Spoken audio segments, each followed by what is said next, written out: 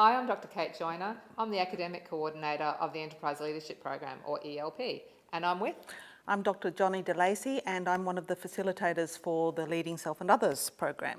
So Leading Self and Others, this is one of our core units in ELP. So why is this an important topic for leaders to engage with?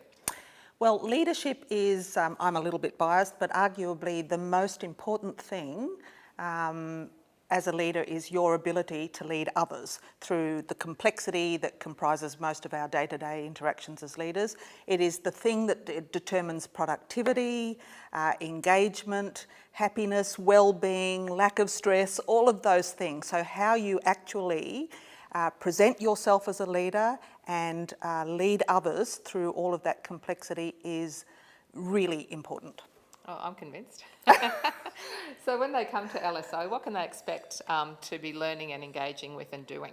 Okay, so leadership is a massive journey, so we're starting with the fundamentals, and I think a really apt metaphor here is the whole aeroplane thing. You know, when they tell you to put the mask on yourself before you assist others, that's actually a real truism for leadership, because a leader who is self-aware, centred, self-regulated, can come on a bad day or a good day and be the same person, who can gently help people navigate through complexity, etc., is a really valuable person.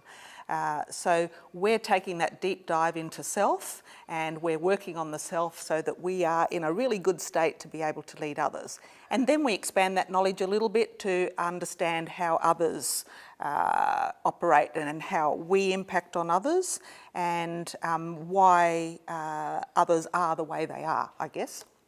So, Johnny, the way that the ELP modules work is that participants do some work online first before they come to their first face-to-face workshop. So when they come onto the Engage site, what can they expect to find there, and what should they do before they come to the first workshop? So there's going to be quite a few things on there that are going to deal with the terminologies that we use, in particular things like emotional intelligence. So there'll be some readings and activities around those things, so that when you come in you're already up the learning curve in terms of some of the concepts that we'll be dealing with. But you'll also get the opportunity to do some sort of personality profile, and in this case we're using DISC. Excellent tool. And it is an excellent tool, and it's good for two reasons, and we'll use it differently in both workshops. In the first one, it's really about myself, and so you get to understand me, my decision-making style, and all the pros of that, but also some of the cons of using that style and how it might impact on others. But it's also a brilliant tool for understanding others. So we get an insight into why that person over there utterly drives me nuts in the workplace, and also why I particularly like working with that person, and how I can manage my communication and so on with other types of people.